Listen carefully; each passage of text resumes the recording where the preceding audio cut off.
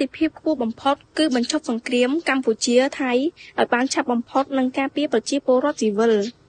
លោកវ៉ាងវីលប៊ិនអគ្គរដ្ឋដ្ឋានទូតចិនប្រចាំកម្ពុជាឲ្យដឹងនៅថ្ងៃទី15ខែធ្នូម្សិលមិញថាអាទិភាពខ្ពស់បំផុតគឺបញ្ឈប់សង្គ្រាមនិងការពារពលរដ្ឋស៊ីវិលលោកនិយាយដោយក្តីសង្ឃឹមថាភាគីទាំងកម្ពុជាថៃនិងអត់ធ្មត់ជាអតិបរមាចាត់គ្រប់វិធានការដើម្បីឈានទៅបទជប់បាញ់ឲ្យកាន់តែឆាប់បំផុតដើម្បីកសាងសន្តិភាពនិងស្ថិរភាពនៅតាមព្រំដែននិងដើម្បីផលប្រយោជន៍ប្រជាជន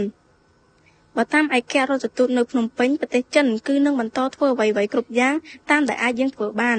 ដើម្បីលើកកម្ពស់ការសន្ទនាឈានទៅការកសាងសន្តិភាព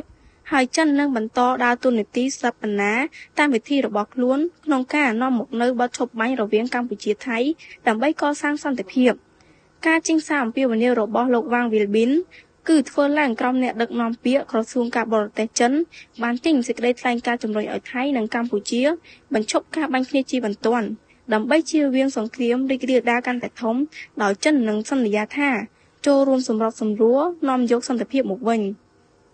តាមរយៈព្រឹត្តិកម្មនេះមហាអំណាចចិនសង្ឃឹមថាកម្ពុជាថៃបញ្ឈប់ការប្រយុទ្ធគ្នាបន្ថយភាពតានតឹងឲ្យបានឆាប់បំផុតអ្នកនាំពាក្យក្រសួងការបរទេសចិនលោកកូចាខុនបាននិយាយថាចិននឹងបន្តធ្វើមើលលើឆន្ទៈរបស់ភាគីទាំងពីរក្នុងការធ្វើឲ្យអស់សមត្ថភាព